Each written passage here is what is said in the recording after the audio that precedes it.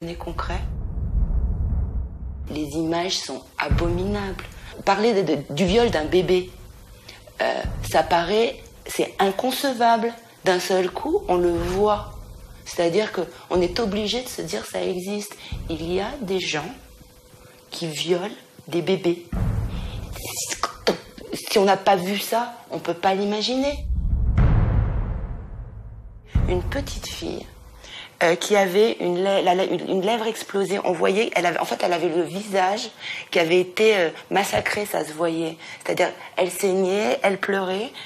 Et c'était le côté incroyablement malsain d'avoir gardé cette image. Ça montrait, il y a des gens, là où on voyait qu'il y a des gens qui prennent plaisir, en fait, à voir la souffrance d'enfants. Là, on parle même plus seulement de perversion sexuelle. On parle d'une perversion sadique.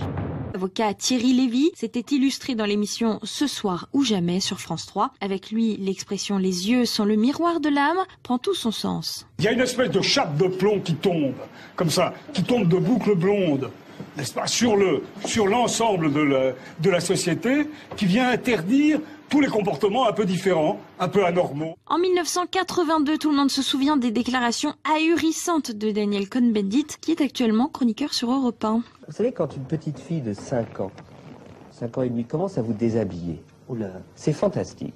Mais si l'on croit, comme c'est mon cas, dans la République, à un moment, il faut passer par la franc-maçonnerie. Alors, voyons certains passages de ces deux déclarations d'Anderson et de Engel.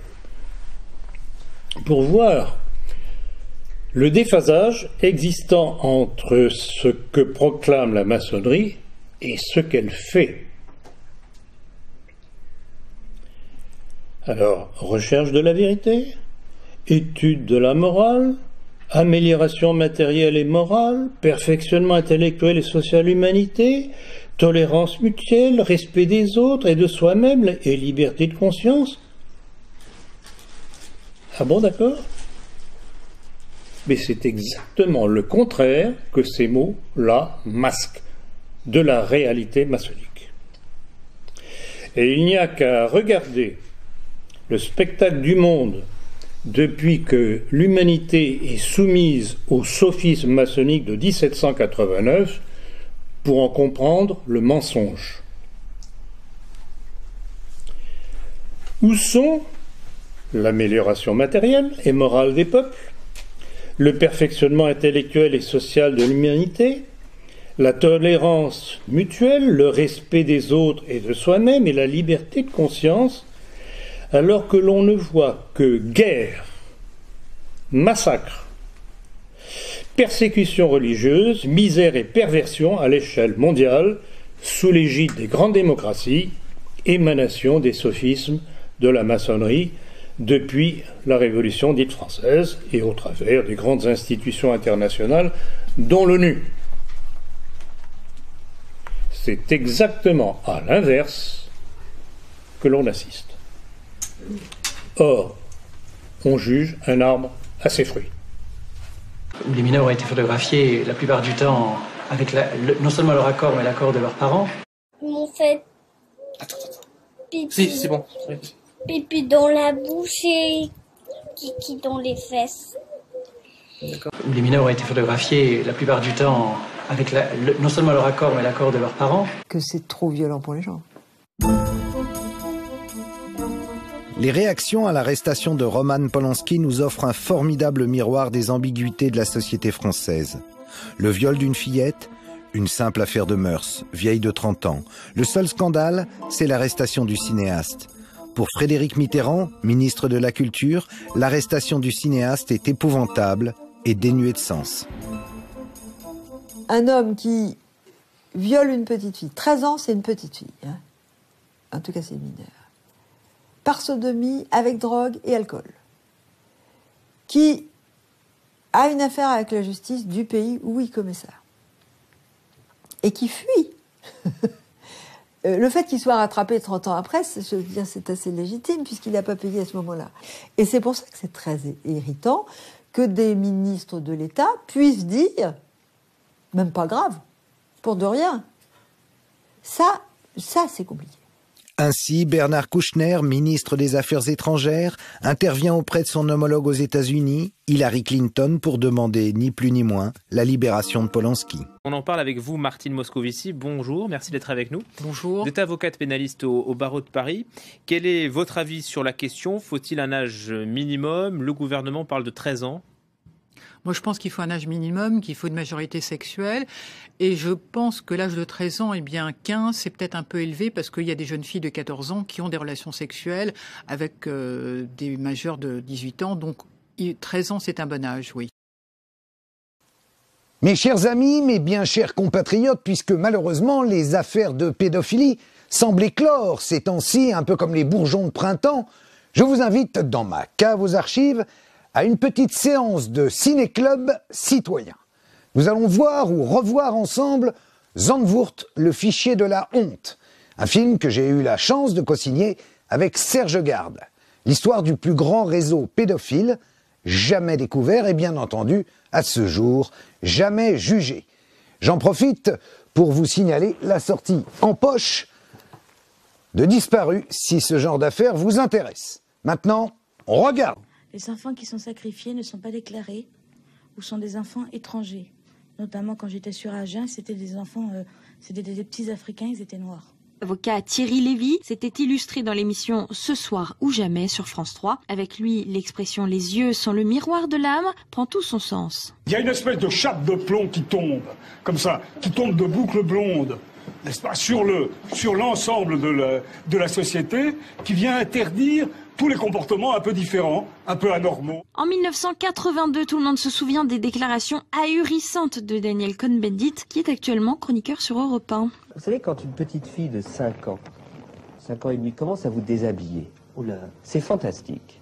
Dans le milieu politique, l'ancien ministre de l'Éducation nationale, Jack Lang, avait qualifié la sexualité infantile de continent interdit, ajoutant qu'il appartenait aux découvreurs du XXIe siècle d'en découvrir les rivages. Son successeur Ruth Grenelle, Luc Ferry, avait révélé sur Canal+ l'implication d'un ancien ministre dans une affaire sordide. Vous avez un épisode qui racontait d'un ancien ministre qui s'est fait poisser à Marrakech dans une partouze avec des petits garçons. Bon. De son côté, Najat Vallaud-Belkacem avait attendu 2015 pour radier 27 enseignants et personnels des écoles liés à des affaires de pédocriminalité. Quoi qu'il en soit, avec cette nouvelle publication de l'épiscopat français, l'Église est bien la seule à tenter de faire amende honorable. Le catholicisme étant la seule religion visée par les médias qui ne relaient jamais de tels crimes dans le judaïsme ou l'islam. On est concret. Les images sont abominables. Parler du viol d'un bébé, ça paraît, c'est inconcevable. D'un seul coup, on le voit. C'est-à-dire qu'on est obligé de se dire ça existe. Il y a des gens qui violent des bébés. Si on n'a pas vu ça, on ne peut pas l'imaginer. Une petite fille qui avait une lèvre explosée. On voyait, elle avait le visage qui avait été massacré, ça se voyait. C'est-à-dire, elle saignait, elle pleurait. Et c'était le côté incroyablement malsain d'avoir gardé cette image. Ça montrait, il y a des gens, là où on voyait qu'il y a des gens qui prennent plaisir, en fait, à voir la souffrance d'enfants. Là, on parle même plus seulement de perversion sexuelle. On parle d'une perversion sadique. L'humanité, plus le Figaro, c'est inhabituel. Et ça commence à faire beaucoup. Alors le 12 avril 2000, quelques jours après la publication du Figaro, la ministre de la Justice, Elisabeth Guigou, intervient en direct dans le journal télévisé de France 3. La police et la justice ne peuvent rien faire puisque ce sont des photos de visage. Ce qu'il faut, c'est faire un travail très minutieux pour confronter ces photos aux images pornographiques qui sont dans le CD-ROM que nous ne disposons pas. La justice a demandé, y compris aux journalistes qui ont des informations, qui peuvent posséder ce CD-ROM, qui peuvent posséder d'autres fichiers de photos, de les communiquer à la justice. Elle lançait un appel aux journalistes qui auraient des documents à les remettre à la justice parce qu'il y avait une volonté d'enquêter. Elisabeth Guigou admet donc que son ministère dispose du fichier photographique. D'ailleurs, Interpol en a une copie. Mais sans le CD-ROM, ajoute-t-elle, nous ne pouvons rien faire. Alors pourquoi la chancellerie ne le réclame-t-elle pas à la justice hollandaise? Serge Garde, le journaliste de l'Humanité, fournit le CD-ROM et le fichier au procureur général. C'est pas habituel. Un journaliste n'est pas un auxiliaire de police. Seulement, je suis journaliste, je suis citoyen, je suis aussi père de famille, et je sais que les documents du CD-ROM peuvent permettre de sauver des enfants. Dès le départ, je sais que l'affaire va être enterrée. Parce que précédemment, cette magistrate s'est illustrée en distribuant des non-lieux dans ce genre d'affaires. C'est une spécialiste dans le genre, oui. Est-ce qu'on pourrait dire qu'elle a été placée là pour faire ça? Tu sais, Karl, dans tous les milieux, il y a des gens dogmatiques. Et quand quelqu'un est persuadé que ces affaires-là, c'est du fantasme, qu'est-ce que tu veux faire? C'est pas forcément quelqu'un qui va être complice ou qui va soutenir un réseau. J'ai pas d'éléments pour pouvoir le dire. Mais je constate simplement que, dès le départ, on va confier cette enquête à quelqu'un qui n'y croit pas. Et pour celles et ceux qui en douteraient encore, il suffit d'écouter la réaction du substitut des mineurs à Paris, Yvon Talec, lorsqu'il exprime son point de vue devant les caméras de France 2 le 16 mai 2000 à propos du CD-ROM de Zandvoort. Les mineurs ont été photographiés la plupart du temps avec non seulement leur accord, mais l'accord de leurs parents. Et certaines des photos sont en plus des matériaux très anciens, puisque nous savons déjà que certaines photos remontent aux années 70 ou 80. Et il faut aussi minimiser, en tout cas en France, la portée de cette affaire, dans la mesure où de nombreux enfants qui sont présentés ici ne sont pas des enfants français. Le chef du parquet des mineurs qui explique aux 20h qu'il faut minimiser l'affaire. On en reste sans voix. Ces propos indignent de nombreuses associations, notamment Innocence en danger. Sa présidente, Oméra Sellier, invite donc le procureur Talec dans une réunion organisée à l'UNESCO. Je lui ai posé des questions sur ce qu'il avait déclaré publiquement à la télévision, à savoir les enfants étaient pour la plupart pas français, ce à quoi j'ai répondu « et alors ?» Français ou pas français, qu'est-ce qu'il en savait? Sur les photos, il n'y a pas la nationalité de l'enfant. Et deuxièmement, il avait dit que pour beaucoup, les parents étaient consentants. Et ce à quoi j'avais dit, et alors, ça veut dire que si les parents veulent prostituer leur enfant, en France, on est d'accord avec ça. Et là-dessus, le procureur avait quitté la salle, sachant qu'auparavant, il avait exigé, lors de l'invitation que j'avais faite, qu'il n'y ait aucun journaliste lors de cette rencontre, ce que j'avais respecté. Un procureur de la République, du parquet des mineurs, est capable de dire que des parents ont le droit de donner à la consommation sexuelle leurs enfants.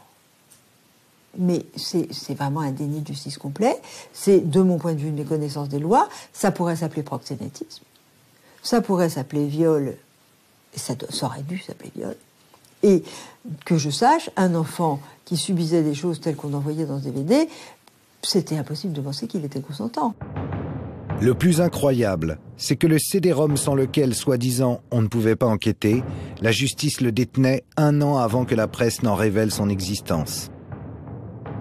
Marcel Vervlozen avait envoyé en recommandé le CD-ROM au président de la République, Jacques Chirac. Et Jacques Chirac, très logiquement, normalement, il avait renvoyé le CD-ROM, il l'avait fait suivre place Vendôme à la chancellerie. Et c'était en 99, 1 an avant que je sorte mon enquête. Donc la justice française est parfaitement au courant de l'existence du CD-ROM, le possède et s'est assis dessus et n'en a rien fait. Voilà, et tout le monde fait semblant de découvrir. Grand reporter à France 3, Pascal Justice approche la garde des Sceaux pour la mettre devant le fait accompli. Mon caméraman va la filmer, je vais lui dire « Vous avez prétendu que vous n'aviez pas ces documents et que vous vouliez les voir. Or, vous les avez depuis 1 an. Regardez, ce document le prouve. » Et évidemment, à ce moment-là, elle est complètement surprise et elle nie, et elle va faire son meeting. J'attends tranquillement. Son service de presse va venir me contacter le midi. Il va y avoir des coups de fil avec la chancellerie et nous allons faire une interview tout de suite après, genre il faut que toute la vérité soit dite. Bien sûr, qu'est-ce que vont dire les autorités autres qu'on veut que toute la vérité soit faite sur des faits qui horripilent tant le public. quand on a une photo de pédopornographie sous les yeux, on est en train de voir un enfant qui se fait violer ou torturer par un adulte. Et au-delà de l'aspect image, on devrait se dire, mais il faut absolument retrouver cet enfant pour le tirer de là. Il faut absolument qu'on trouve les adultes qui sont derrière ça, parce que ce sont des gens qui sont dangereux. Parce que là, on voit une victime, et puis parce qu'il y en a d'autres. Parce qu'ils font un commerce qui est absolument horrible. La justice a pourtant les moyens d'enquêter. Les journalistes ont remis, outre le CD-ROM, des agendas, des listings d'adresses liés au réseau de Gerrit Ulrich. On y trouve des dizaines de contacts personnels, des références bancaires, des comptes joints en France, en Hollande, en Belgique, dans de nombreux pays de l'Est, en Grande-Bretagne, aux États-Unis et même à la Banque mondiale.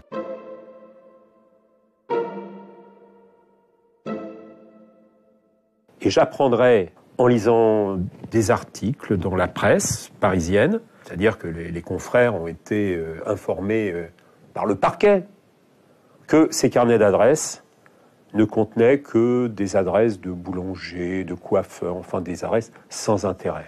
Sans intérêt pour la justice. Qu'elle nous explique qu'elle n'a pas les moyens de remonter ses pistes, ce serait préoccupant mais crédible.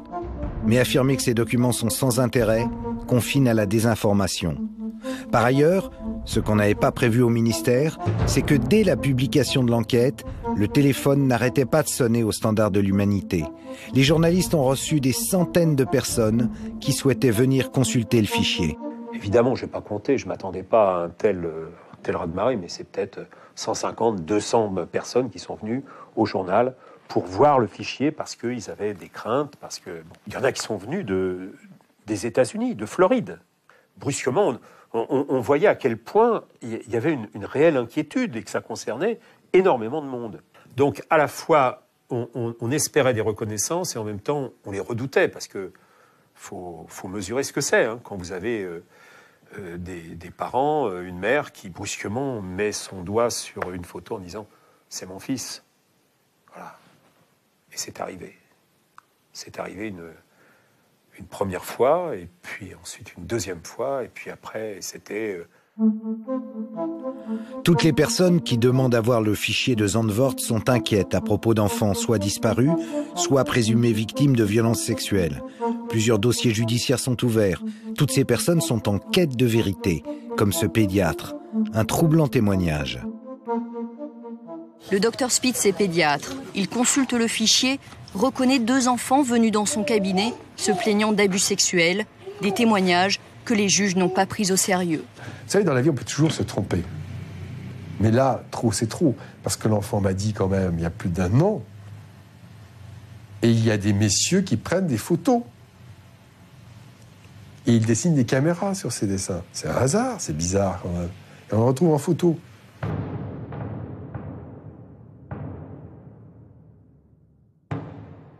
Alors que fait la justice ? La consultation du fichier est finalement autorisée dans les gendarmeries. Oh, pas pour longtemps. Quelques semaines seulement. Et les reconnaissances se multiplient. Plusieurs familles françaises disent reconnaître leur enfant sur le fichier. On a des informations judiciaires en cours et ces photos pourraient aider ces enquêtes. Au lieu de donner ces photos, ces documents à des fins d'enquête, aux enquêteurs, aux magistrats instructeurs, enfin à tous ces gens qui sont déjà en train de travailler sur ces dossiers, on ne leur donne pas. On ouvre une information judiciaire à part. Toutes les enquêtes particulières déjà ouvertes sont noyées dans le dossier Zandvoort qui devient hypertrophié. Au total, 81 mineurs sont reconnus par des proches. Un tournant dans l'enquête, mais direction l'impasse. Qu'elles soient effectuées devant les journalistes ou devant les gendarmes, toutes les reconnaissances sont qualifiées d'erreurs. Pas une mère, pas un médecin, pas un travailleur social ne sera cru. Tous se trompent. Des erreurs, ça reste à démontrer. On dit à la mère, ça peut pas être votre enfant, parce que cet enfant-là, c'est un enfant qui a été identifié en Hollande, qui s'appelle Björn Nischkamp. Le problème, c'est que moi, après, je pars en Hollande, donc, et la personne que j'ai rencontrée était une des personnes qui dirigeait ce pôle d'enquête. Donc, elle connaissait très bien le dossier. Et il savait, et il me dit, dans les documents de Zandvoort, il n'y avait pas de photo de Björn Nischkamp. Donc quand on disait à la mère de l'enfant français, ça ne peut pas être votre enfant parce que c'est une photo d'un autre enfant qu'on connaît déjà, ce n'était pas vrai. C'est une concentration incroyable de sosie. Voilà ce que la justice a voulu faire passer dans l'opinion publique. Tout le monde se trompe, sauf la juge d'instruction qui dit « ce sont des sosies ». Sur le double visage de la maçonnerie. Alors une chose essentielle qu'il faut savoir sur la maçonnerie, c'est que ce n'est pas une société secrète, mais une superposition de sociétés secrètes, qui fait que les bas grades, représentés donc par toute cette hiérarchie de la maçonnerie, ne savent rien des buts de la haute maçonnerie. Et en fait, on comprend très bien qu'à travers cette hiérarchie des différentes structures, des différents degrés, c'est tout le secret maçonnique qui se trouve concerné. Et c'est ce qui faisait déjà réagir à l'époque le pape Clément XII quand il faisait la première condamnation de l'Église sur la maçonnerie, à cause de son secret. S'il y a un secret, c'est qu'il y a quelque chose d'inavouable. Mais si l'on croit, comme c'est mon cas, dans la République, à un moment, il faut passer par la franc-maçonnerie.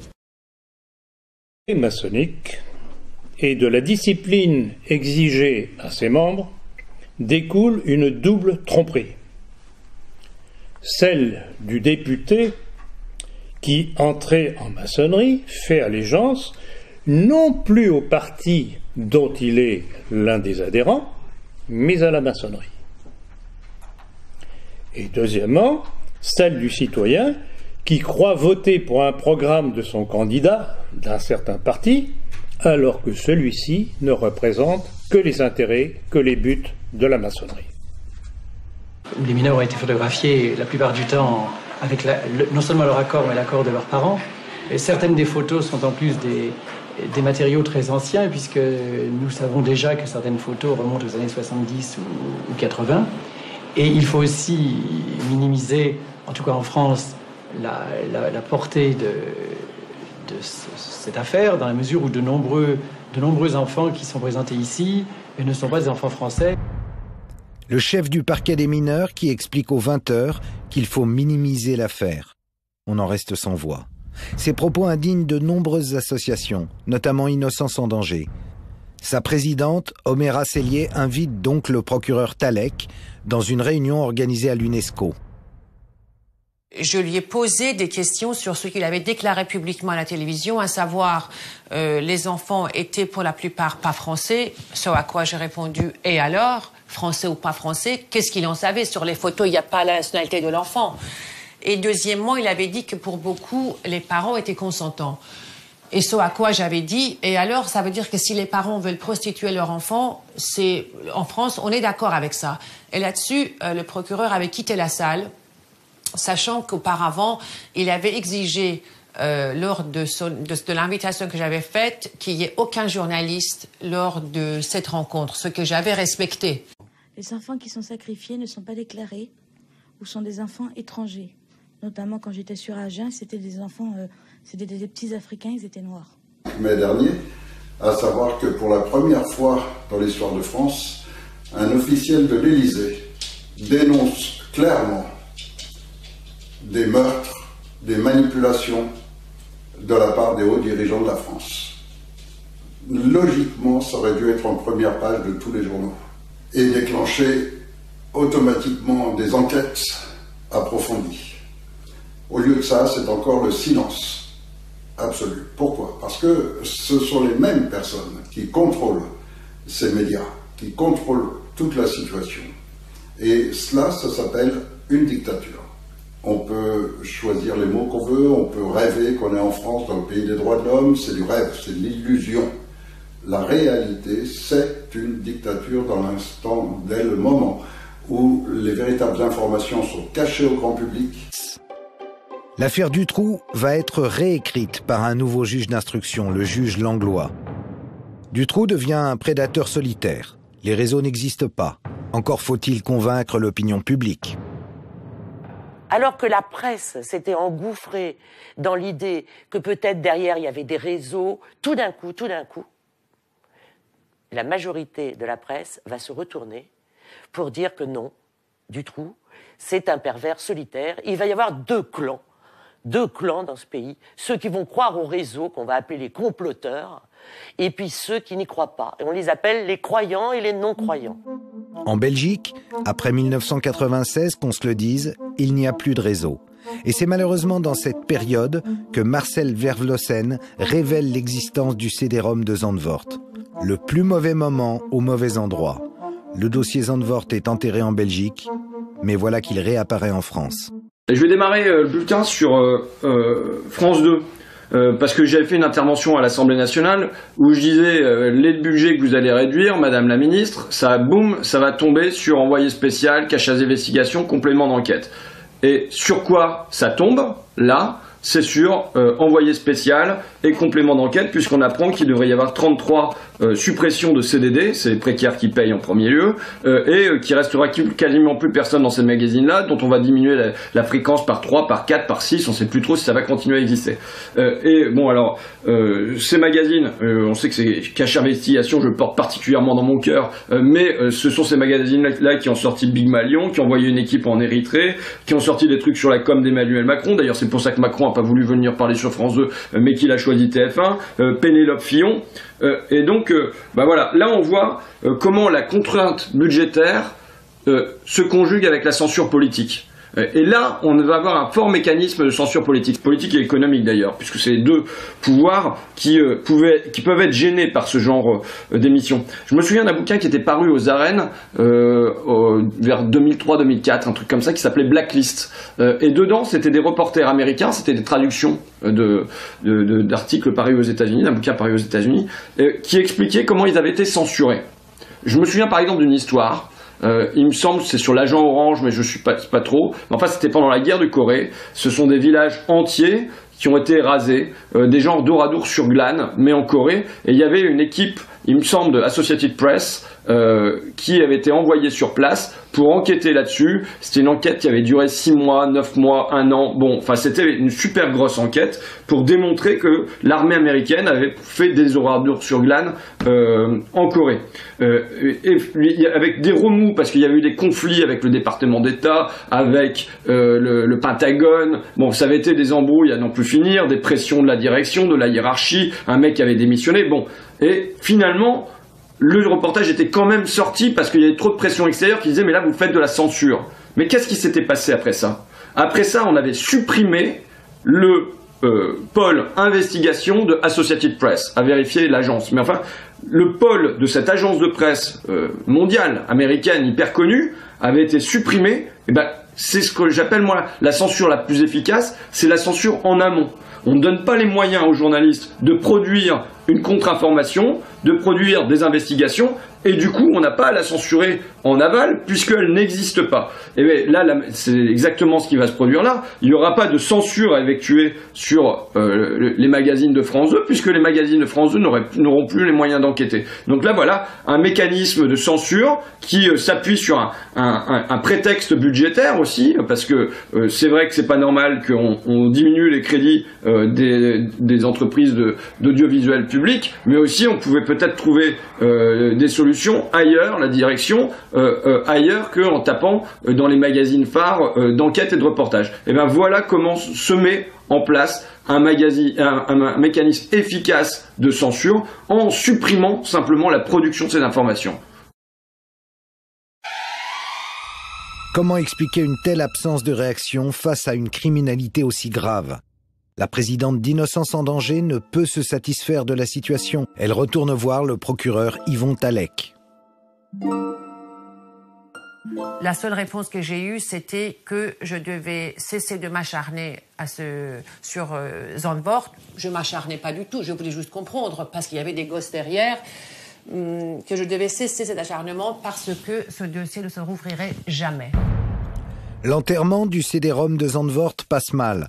Entre deux enquêtes en Afrique du Sud et en Amérique latine, un rapporteur spécial de l'ONU fait escale à Paris. J'ai appris qu'il y avait en France du trafic et de la prostitution touchant les enfants et que cela constituait un problème inquiétant. Il y a eu aussi des plaintes et des dénonciations précises de mères qui se disent poursuivies par des groupes pouvant être assimilés à des mafias ou à des loges organisant la pornographie infantile. Dans son rapport, Juan Miguel Petit pointe des questions préoccupantes. Le refus d'envisager l'existence de réseaux. La brigade des mineurs a émis des doutes quant à l'existence de réseaux pornographiques impliquant des enfants. On doute donc, tout en reconnaissant les protections dont bénéficient certaines personnes impliquées dans ces activités. Le rapport relève également de nombreux dysfonctionnements dans le traitement judiciaire des dossiers de violences sexuelles sur des mineurs et préconise la création d'un organisme indépendant pour lever les blocages. Cette proposition urgente, selon l'ONU, n'a jamais connu le moindre début d'application. À la direction centrale de la police judiciaire, on ne partage pas l'inquiétude du rapporteur de l'ONU. Cette histoire de réseau criminel, c'est vraiment le fantasme par excellence des journalistes, des associations, tout ce qu'on veut. Mais le fait est qu'il y en a peut-être, en tout cas on ne les a jamais démantelés en France. Jamais démantelés en France. Le commissaire a la mémoire courte. Dans l'émotion soulevée par l'affaire Dutroux, 3 réseaux français ont été démantelés en quelques mois. Toro Bravo, réseau franco-colombien découvert en 96, 67 personnes impliquées. L'opération Achille en 97, qui permet 48 interpellations. Et le vaste coup de filet Ado 71, lancé dans toute la France à partir de la Saône-et-Loire, qui aboutit à 209 mises en examen. Puis, l'affaire Dutroux étant recadrée en Belgique, brusquement, plus aucun réseau en France. Tout dépend ce qu'on entend par réseau pédophile, c'est une question de définition. Un réseau criminel, en matière de stupéfiants, ça n'a pas le même sens, à mon avis en tout cas, qu'un réseau d'internautes pédophiles. Ce qu'on rencontre, nous, sur la toile, ce sont des internautes qui vont se connaître par le biais du net. Il peut y en avoir un à Lille, un à Marseille, un à Paris, un à Strasbourg, qui ne se connaissent pas autrement que par le net, et qui vont trouver des points d'intérêt communs, qui est donc leur déviance pédophile, s'échanger des images. On en est là, dans ces réseaux français, entre guillemets, qui vont déborder aussi largement les frontières de l'Hexagone. En termes de production, nous n'avons pas actuellement, en dehors de quelques sites que je qualifierais d'artisanaux, nous n'avons pas en France de réseaux criminels qui vont enlever des enfants, les soumettre à des abus sexuels, filmer ou photographier et ensuite diffuser ça sur Internet. On n'en a pas en France, on n'en a pas dans la plupart des autres pays européens, excepté tous les pays de l'ancien bloc de l'Est. En résumé, les réseaux pédocriminels n'existent pas, puisqu'ils ne ressemblent pas aux réseaux de Cosa Nostra. Mais qui a prétendu que les réseaux pédocriminels devaient ressembler aux réseaux mafieux classiques? Finalement, on ne risque pas de trouver ce qu'on ne cherche pas. Et pourquoi chercherait-on ce qui n'existe pas, puisque c'est un fantasme? Ce qui est frappant, c'est que de l'aveu même de la police, c'est qu'il n'existe en France aucun chiffre, aucune étude concernant la pédocriminalité. En France, il n'y a pas d'étude qui ait pu être établie sur les bénéfices illégaux, illicites, tirés par les producteurs d'images qui mettent ça en ligne. Les seuls chiffres qu'on a sont des chiffres américains qui évaluent ces bénéfices criminels à plusieurs milliards de dollars. En 2003, l'affaire du CD-ROM de Zandvoort est donc définitivement enterrée. Et en 2004 s'ouvre au palais de justice le procès de Marc Dutroux après 8 années d'instruction. Quel sort la justice belge va-t-elle réserver à son ennemi public numéro 1? Suspense. Enfin, suspense cousu de fil blanc. Marc Dutroux, pourquoi vous ne donnez pas les noms du prétendu réseau? Parce que je ne connais pas. Après 8 années d'une enquête mouvementée qui a débuté sur l'hypothèse d'un réseau, le dossier a été réorienté après le dessaisissement du juge Conrot. Le procès va-t-il faire émerger la vérité? Dutroux, pourvoyeur d'un réseau ou psychopathe solitaire? C'est l'enjeu des 5 semaines du procès.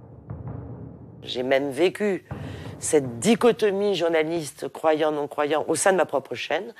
La personne qui faisait les éditos, les comptes rendus du procès, a commencé très fort la première journée en disant et de sources proches de l'enquête, on se rend bien compte que la thèse du réseau ne tient pas. Et moi, j'étais en train d'aller interviewer les parents de Julie et Mélissa qui refusaient cette parodie de justice. Les parents des victimes de Dutroux déplorent que la thèse du réseau soit écartée.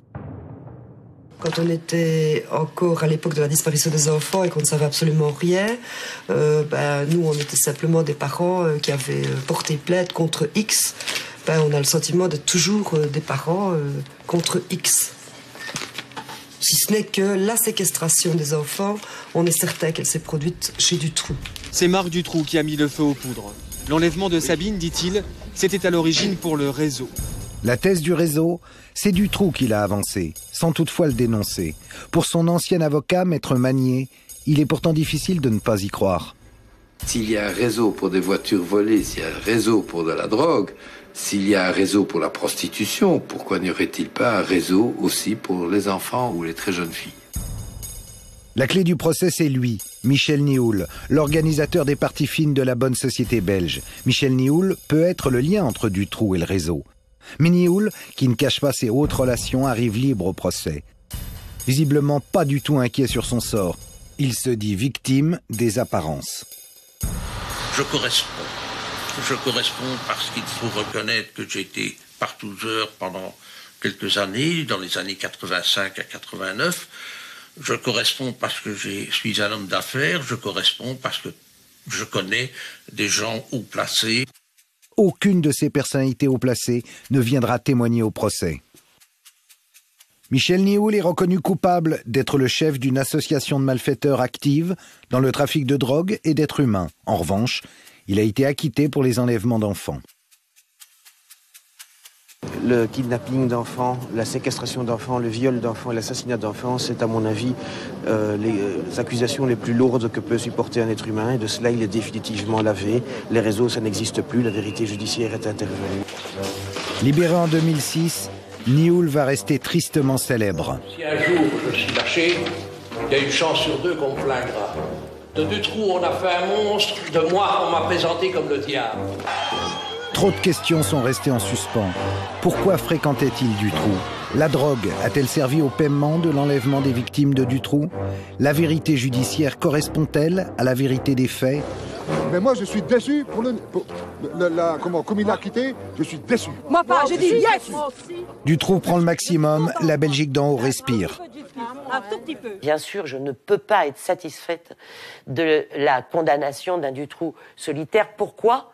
Parce que je ne peux pas être satisfaite de l'enquête qui permet cette condamnation. Cette enquête, elle n'a pas été sérieusement menée. Difficile également d'être satisfait avec ce qui s'est passé dans l'affaire du CD-ROM de Zandvoort. Le dossier est totalement enterré. Quant à l'homme par qui le scandale est arrivé, Marcel Vervlozen, il est en train de mourir à petit feu derrière moi dans cette prison lugubre. Alors qu'il a dénoncé plusieurs réseaux et permis l'arrestation de pédocriminels, à l'âge de 55 ans, c'est lui, Marcel Vervlozen, qui se retrouve condamné à 3 ans et demi de prison par la Cour d'appel d'Anvers en février 2008 pour des viols d'enfants et, ironie de l'histoire, détention d'images pornographiques. Souffrant de diabète et d'un cancer avancé, l'état de santé de Marcel est plus qu'alarmant. La justice belge lui interdit tout contact avec la presse, mais il peut passer quelques coups de fil à son association. Nous avons la chance d'être là au moment d'un de ses appels depuis sa prison. Allô Marcel, bonjour. Tu penses que tu payes ton combat sur le dossier Zandvoort? C'est à cause de Zandvoort que tu as tous ces ennuis? Oui, c'est le dossier Zandvoort. La justice belge a peur, n'est pas investiguée, n'est pas tracer les abuseurs, etc. Et c'est représailles moi. Là, ce soir, au moment où nous parlons, est-ce que ta vie est en danger? Moi, c'est 5 opérations ici. Et mon cœur, c'est cancre, c'est leucémie, les nids, etc. Et voilà, c'est fini, c'est fini ici. Le ministre de la Justice belge a refusé de répondre à nos questions. Il a refusé de libérer pour raison médicale Marcel. Un point qu'il est important de rappeler, Marcel n'a jamais avoué les crimes qu'on lui reproche. Il a toujours clamé son innocence. Il a eu des accusations assez absurdes. Par exemple, une des personnes l'a accusé de l'avoir violée le jour de son anniversaire de ses 15 ans. Or, cette semaine-là, Marcel a pu produire, parmi les pièces de sa défense, un certificat médical selon lequel il sortait de l'hôpital en chaise roulante avec une jambe qui venait d'être réparée, qui était pleine de broches. Où il y a un inversement des rôles, où les témoins sont accusés des crimes qu'ils reprochent. Alors, ça veut dire quoi? Ça veut dire que c'était un menteur ou que tout a été inventé, ou alors qu'il est tombé dans un piège? Marcel Vervlozen a été condamné pour plusieurs viols de mineurs. Si les faits sont avérés, les 3 ans de prison sont insuffisants. En dessous de 3 ans de prison, il n'y a pas de prison effective. Il n'y a pas de prison ferme. Il y a une peine de substitution. Donc, il s'agissait bien de mettre Marcel Vervlozen en prison pour l'éliminer. Donc tu penses que Marcel a été condamné parce qu'il dérangeait? C'est ma conviction. Et cette conviction, je la base sur un document. C'est une lettre que l'un de ses accusateurs a signée avec le tampon du bourgmestre, où il reconnaît avoir porté des fausses accusations et d'avoir été payé pour accuser Marcel Vervlozen. On essaie de le faire passer pour un pédophile? Ah bon? Marcel Vervlozen aurait accumulé autant d'images pédophiles qu'il a essayé de remettre aux polices du monde entier pour son plaisir personnel. Dites donc, il est sacrément habile, hein, cet homme-là, si c'est un perverse. Marcel Vervlozen, c'est un emmerdeur. Il a révélé, en pleine affaire du trou, des choses qu'il n'était plus possible de voir ou de montrer. Et il le paye. On l'a dit, c'est un emmerdeur, Marcel. Lorsqu'il révèle au grand public l'existence du CD-ROM en 98, de nombreuses informations lui parviennent du monde entier. Il en transmet certaines à plusieurs autorités européennes, dont la France. Ces informations pouvaient nourrir plusieurs dossiers d'instruction en cours. Mais le dossier Zandvoort est classé sans suite. Cette inertie va peser sur certaines célèbres affaires de pédocriminalité en France. En 2005, un méga procès débouche sur 62 condamnations à Angers. Zandvoort ne sera pas évoqué. Dommage.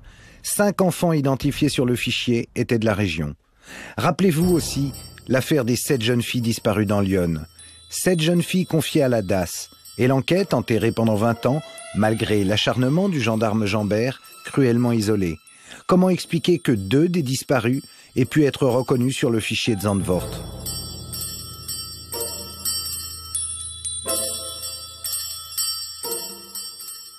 On a eu d'abord Liliane Renaud qui a reconnu sa sœur. Liliane est une jeune femme très fragile, très touchée par l'histoire, mais elle a eu d'une certaine manière un flash, reconnu sa sœur de profil. Et puis ensuite, Francine Lemoine a reconnu sa mère. Elle était toute petite quand sa mère a disparu. Et une autre personne de la famille Lemoine a reconnu également la mère de Francine Lemoine. Donc ça faisait beaucoup de reconnaissance, d'une certaine manière, comme si ces jeunes femmes qui avaient disparu il y a longtemps renaissaient au travers de ces photos avec une sorte d'espoir. Puisqu'elles étaient dans un fichier, puisqu'elles étaient dans un CD-ROM quelque part, on pouvait espérer qu'on pourrait les retrouver. La comparaison entre les photos des disparus de Lyon et celle du fichier de Zandvoort est troublante, surtout celle de Bernadette. Les gendarmes ont dit qu'il s'agissait plutôt de garçons que de filles, et donc il y avait eu très certainement une erreur d'identification des familles. Encore une fois, comme toujours, L'enquête est orientée vers un seul suspect, Émile Louis, un chauffeur de car qui connaissait les victimes. Émile Louis avoue, puis se rétracte. Mais un faisceau d'indices l'accable. Si les photos des 2 disparus apparaissent sur le fichier de la police hollandaise, la thèse du pervers solitaire est sacrément fragilisée. La piste de Zandvoort, écartée. Prédateur solitaire. Émile Louis est jugé et définitivement condamné. Comme Dutroux. Dommage qu'on n'ait pas posé la question. Si Émile Louis n'a jamais été un accro de l'Internet, comment expliquer que 2 des disparus se retrouvent identifiés sur le CD-ROM de Zandvoort? Que ce soit en France ou en Belgique, on constate dans ce type de dossier toujours les mêmes refus d'enquêter, toujours les mêmes blocages, des lenteurs et finalement le même type de dysfonctionnement. C'est quand même curieux. Que reste-t-il finalement de l'enquête de Zandvoort? Un non-lieu global, des parents qui se sont tous trompés en reconnaissant leurs gamins et une concentration extraordinaire de sosies. Finalement, dans cette affaire, le seul condamné, ça sera Marcel Vervloesem. Un bilan qui ne permet pas d'être vraiment satisfait de la justice et qui peut même, on comprend, susciter beaucoup de colère. Parce que dans ce dossier Zandvoort, comme dans d'autres, les grands oubliés, ce sont toujours les petites victimes, les enfants. Quand on regarde les milliers d'images du CD-ROM, on se surprend à penser que le phénomène pédocriminel est profondément sous-estimé, alors qu'il pose, il faut le dire, un véritable problème de santé publique. En fait, depuis quand se préoccupe-t-on de l'état des enfants? Bonjour Monsieur Ploncard-Lassac. Bonjour Diane. Bonjour Monsieur. Bonjour Blandine. Bonjour Eric. Bonjour. Bon, je regrette que Jean Lemour ne soit pas là. Il est malade. Donc, bon, vous allez le remplacer sans problème. Bon, alors, avant que vous me posiez des questions, je voudrais faire un rappel de 2 événements de notre histoire de France récente. 3 assassinats, au pluriel. Le 6 février 1934, des manifestants, de braves gens qui avaient été ruinés par les magouilles de la Troisième République, maçonnique, souligné au passage, qui manifestaient devant l'Assemblée nationale et qui se sont fait mitrailler par les forces de l'ordre républicain. Donc, il faut rappeler leur mémoire. Deuxièmement, un 6 février aussi, celui de l'assassinat de Robert Brasillac. Je crois que c'était en 1944. Et troisièmement, le rappel du 13 février 1944 du bombardement de Dresde aux bombes incendiaires anglo-américaines et canadiennes qui ont brûlé vifs. Les chiffres varient, mais c'est entre 350 et quelques mille personnes qui étaient uniquement des réfugiés qui venaient de l'Est, fuyant les troupes soviétiques. Et Dresde, que l'on appelait la Venise du Nord, était complètement rasée. Les gens brûlés vifs. J'en ai fait la description d'ailleurs dans un des documents sur notre site, donc tout un chacun peut se référer à ça. Et ce qui est d'autant plus scandaleux, c'est que cette ville était déclarée non défendue. C'était une ville lazaret, c'est-à-dire une ville hôpital pour les réfugiés. Il n'y avait pas de défense aérienne, il n'y avait pas d'avion d'interception, quoi que ce soit. Donc c'est en pleine connaissance de cause que les Américains, les Anglais de Winston Churchill, criminels de guerre des pires qu'on ait eus, et les Canadiens ont brûlé vifs femmes, vieillards, enfants, et des hommes aussi qui n'étaient pas dans l'armée allemande de l'époque. Donc voilà les hauts faits ce que l'on appelle par dérision les croisés de la démocratie. Je tenais à le rappeler.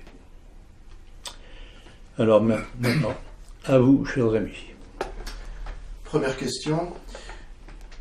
L'émission de BFM TV diffusée le 29 janvier dernier, Qui a tué François Fillon, semble indiquer que les lobbies qui ont réussi à amener Macron au pouvoir craignent encore l'ancien Premier ministre.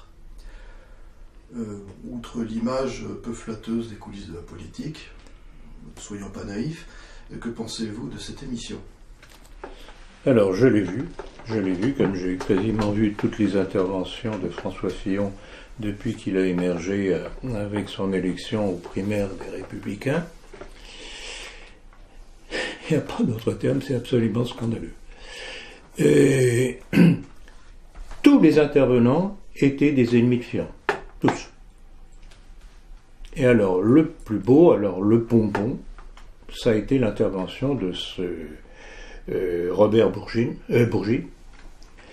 Alors, Bourgi, qui est-ce? Bien, c'est un de ces nombreux individus, alors avocat de son État,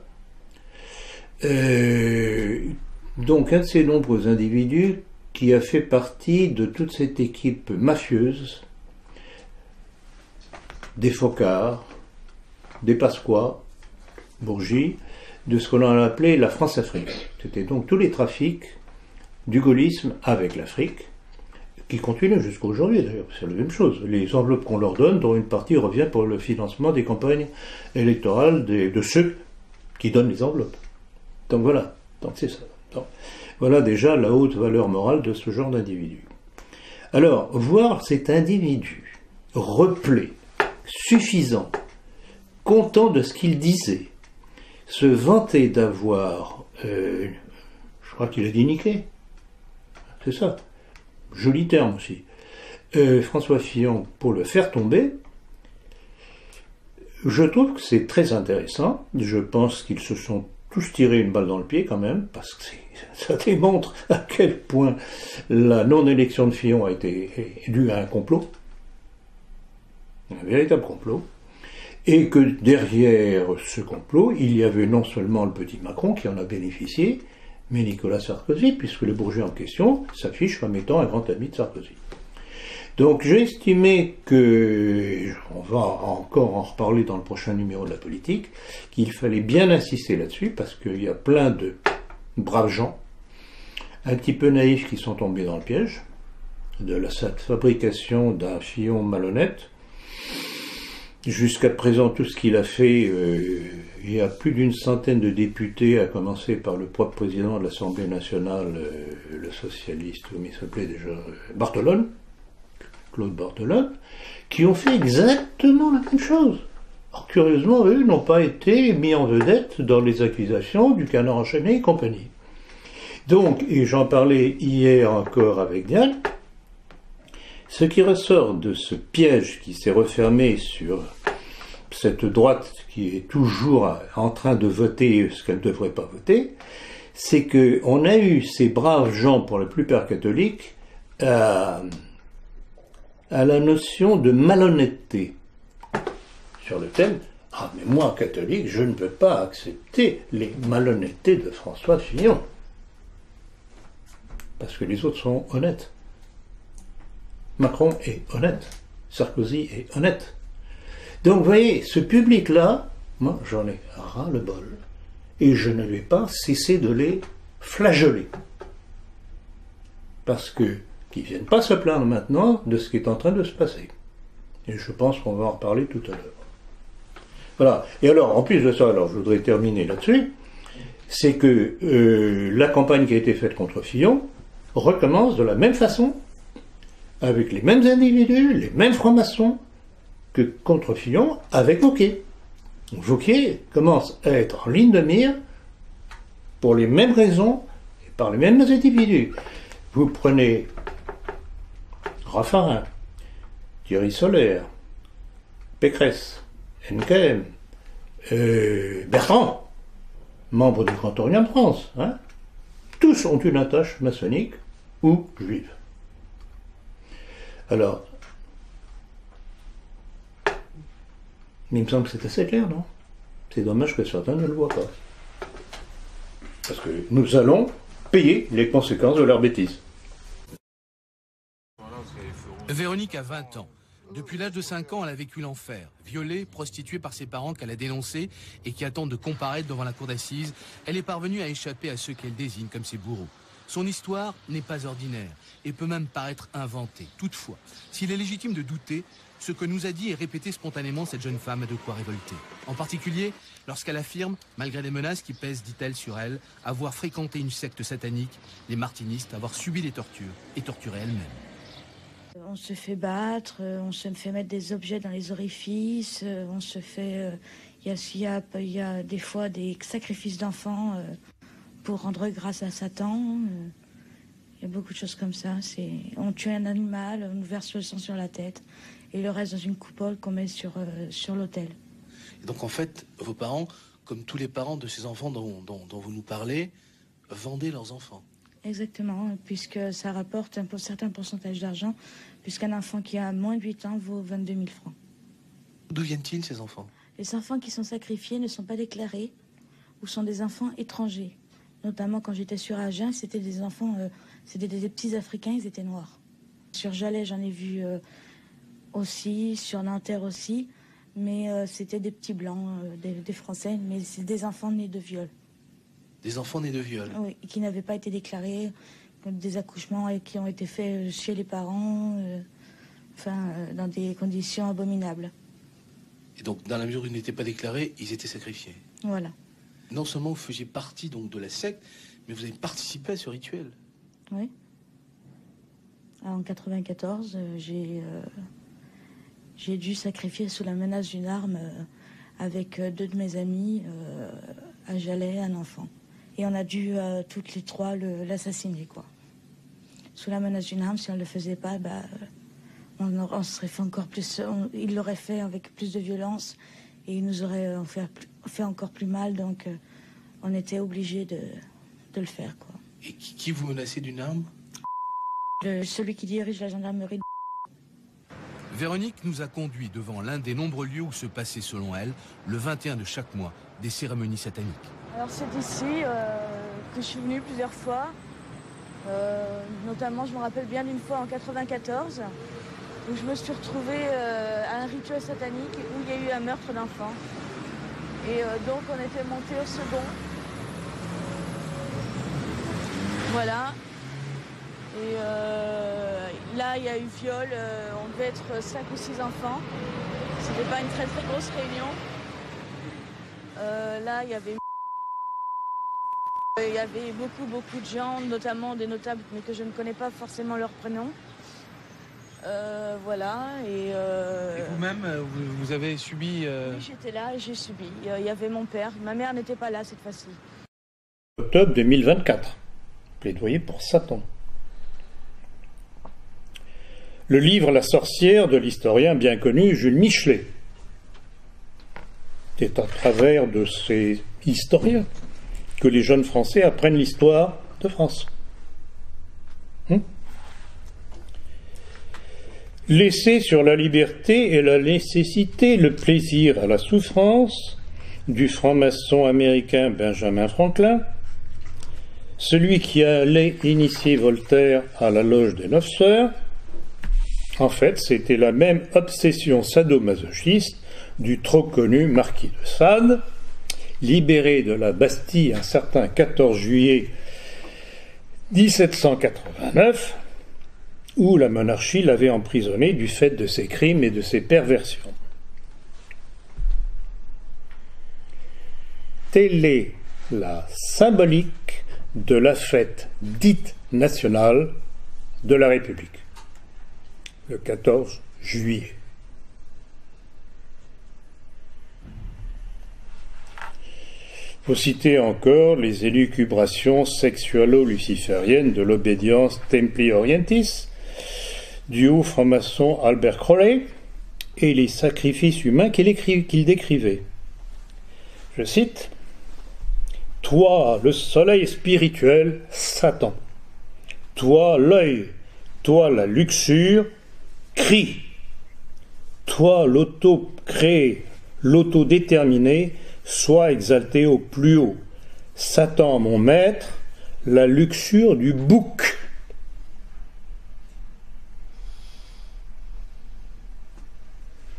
Ce serpent Satan n'est pas l'ennemi de l'homme, mais celui qui fait des dieux de notre race.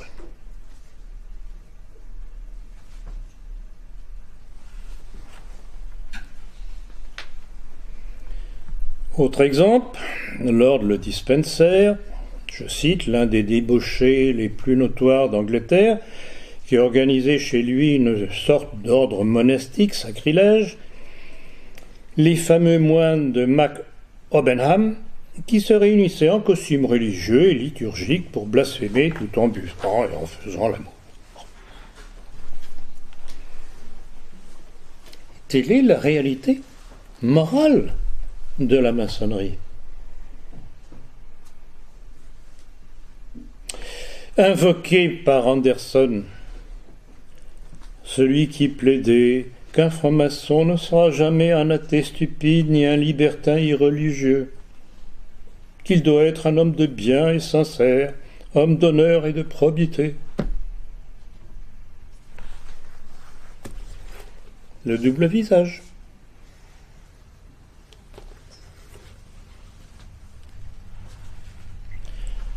Alors, question. Pourquoi ce déphasage entre les vertus maçonniques invoquées et la réalité du comportement des francs-maçons à toutes les époques? Serait-ce que les beaux principes maçonniques auraient été mal compris, mal appliqués, ou bien ces belles déclarations ne servent-elles qu'à occulter la réalité perverse et satanique de la maçonnerie? J'ai vu qu'aux États-Unis, c'était 15 ans. Oui, aux États-Unis, c'est 15 ans. Et puis, je crois que dans certains pays européens, il y a une majorité sexuelle à 13 ans. Ce qui paraît logique. 13 ans, c'est un bon âge. Et c'est quoi la différence entre la majorité sexuelle et cet âge légal de consentement? Ça va être une majorité, ça va être un genre de majorité sexuelle aussi. Mais il n'y a pas de majorité sexuelle en France? Il n'y a pas. Selon la loi de majorité sexuelle, c'est en fait une majorité sexuelle en creux par rapport à des textes où on dit que les mineurs de 15 ans, mais on ne dit pas que c'est une majorité sexuelle. Donc, en creux, le texte de loi dit qu'il y a une majorité sexuelle à 15 ans. Mais là, ce sera en fait une majorité sexuelle à 13 ans. Qui le disait tout simplement lorsqu'elle était ministre de la Santé du gouvernement Chirac, sous la présidence de M. Giscard dit d'Estaing, dans le Times de Londres du 3 mars 1975, je cite, « En modifiant la loi, vous pouvez modifier fondamentalement le modèle du comportement humain. » Ben voilà, c'est ce qui se passe. Ceux qui nous gouvernent, que ce soit la droite libérale ou les socialistes, c'est la même chose. Une loi qui va faire évoluer la société. Et ce qui devient légal, bien votre attention là-dessus, ce qui devient légal aux yeux du bon peuple devient licite.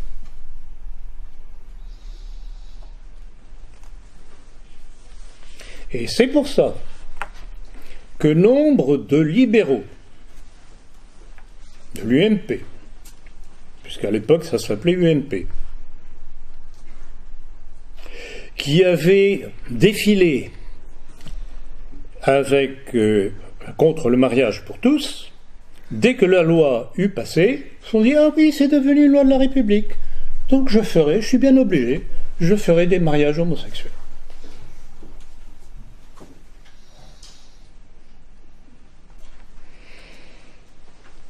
Et vous pouvez aller sur Internet, voir justement sur le mariage homosexuel quels sont ces individus de l'UMP qui ont, du jour au lendemain, basculé de l'autre côté. C'est une loi de la République, hop, c'est légal, donc c'est licite, donc je m'incline. C'est aussi simple que ça. Et comme disait Simone Veil, il suffit d'une loi. Voilà comment les peuples sont manipulés. Les États-Unis vient déranger complètement ce schéma et on en est à 30 000 mandats sous scellés, ce qui ne s'était jamais vu. On en est à plusieurs milliers d'arrestations de pédocriminels, ce qui ne s'était jamais vu. D'habitude, ces réseaux sont extrêmement bien protégés. On en est à des dizaines de sénateurs et députés qui ont démissionné ou fui le pays. Tout cela n'apparaît toujours pas dans les médias français. Pas un seul mot sur ce qui est en train de se passer réellement aux États-Unis. En France, la situation est encore pire. L'État profond est beaucoup plus installé. Les réseaux sont beaucoup mieux protégés. Et le français moyen n'a droit à aucune information réelle. Tous les médias sont absolument contrôlés et la censure vient maintenant toucher les réseaux sociaux, les réseaux Internet. La France est vraiment le pays aujourd'hui dans le monde qui est le plus vérolé par cette mafia criminelle. Alors aujourd'hui, les événements se précipitent parce que les 4 dernières lois établies par le gouvernement actuel sont 4 lois détruisant les droits de l'homme, les libertés individuelles et organisant à l'extrême l'intérêt des multinationales contre le peuple français, qui est de plus en plus exploité à leur profit. L'opération du 5 mai dernier que nous avons réalisée avec ce Conseil national de transition a eu un impact très particulier. D'une part parce que, bien sûr, il a fait peur, c'est pourquoi la franc-maçonnerie a réagi en déclenchant d'autres manifestations le même jour, dont les médias n'ont parlé que de celle-là, mais aussi par le fait que nous sommes parvenus à toucher les forces de l'ordre à travers des mandats d'arrêt qui sont, eux, légitimes, contre la plupart des membres du gouvernement actuel, et leur transmettre que la seule autorité légitime de ce pays est ce Conseil national de transition.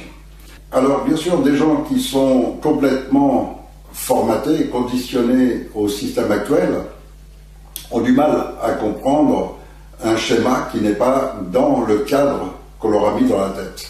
C'est-à-dire que la plupart des gens vont dire « oui, mais alors, est-ce qu'ils ont été élus? Ou est-ce qu'on a voté pour eux? Ou qui que ce soit ?» Or, ce qu'ils oublient complètement, ces gens-là, c'est que ça, c'est le système de la République qui a été voulu par la franc-maçonnerie, qui leur permet de contrôler qui peut se présenter, de façon à ce que ce ne soit que leurs membres.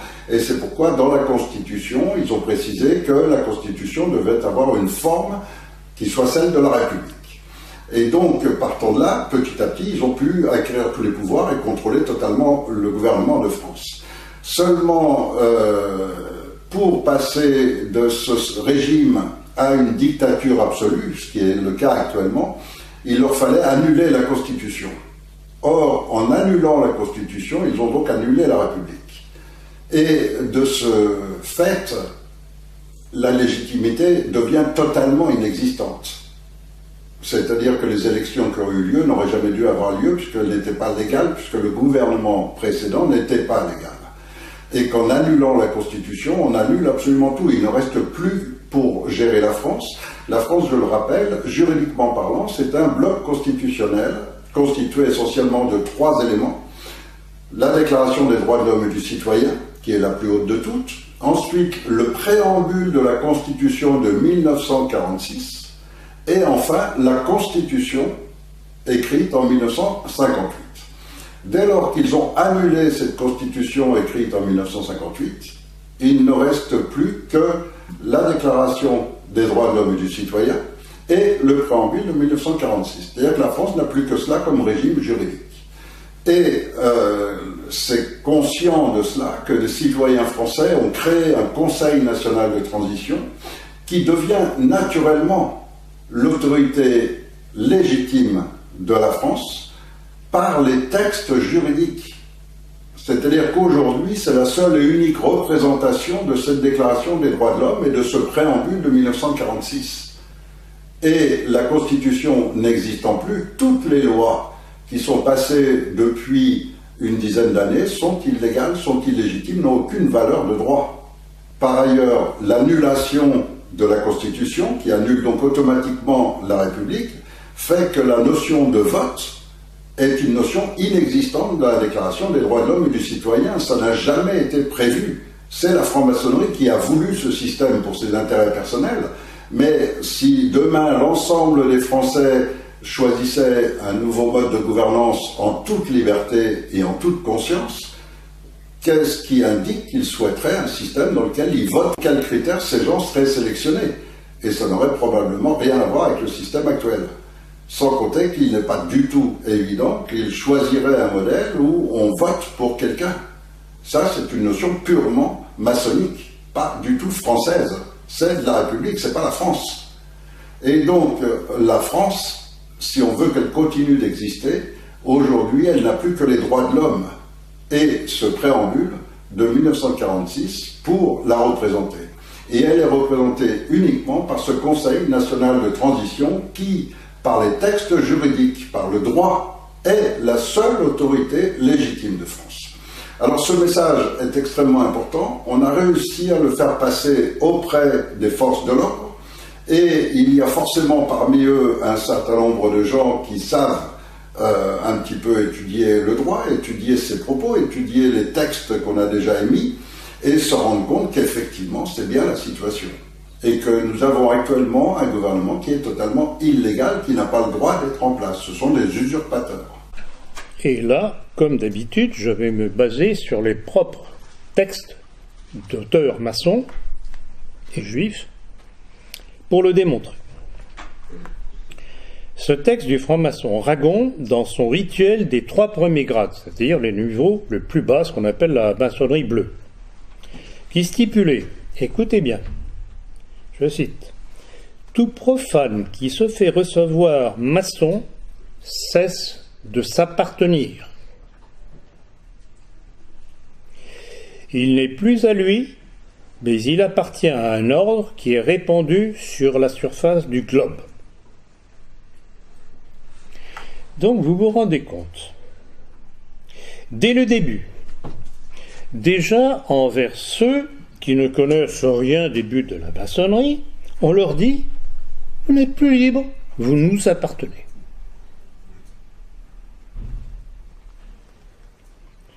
Ainsi, contrairement à un citoyen qui adhère au programme officiel d'un parti déjà quelque peu menteur, celui qui rentre en maçonnerie ignore tout de quoi il s'engage. Il n'est plus libre. Et le cynisme du haut initié Albert Pike confirme cette duplicité dans son ouvrage Morals and Dogmas. Je cite, « Une partie des symboles est divulguée à l'initié, mais ce dernier est intentionnellement induit en erreur. On ne veut pas qu'ils comprennent.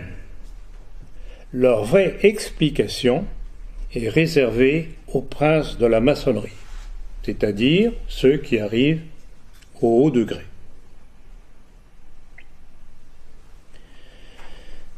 De même, dans les recommandations aux frères enquêteurs cités par mon père dans son livre « Le secret des francs-maçons », il est spécifié qu'ils doivent s'entourer de toutes les garanties, même poussées à l'exagération, avant d'accepter un profane. Les profanes sont prévenus qu'en cas de supercherie, la maçonnerie, je cite, ira jusqu'à les attaquer dans leurs biens et leurs personnes. Où est donc la liberté de ces profanes s'ils sont à ce point menacés s'ils ne marchent pas droit?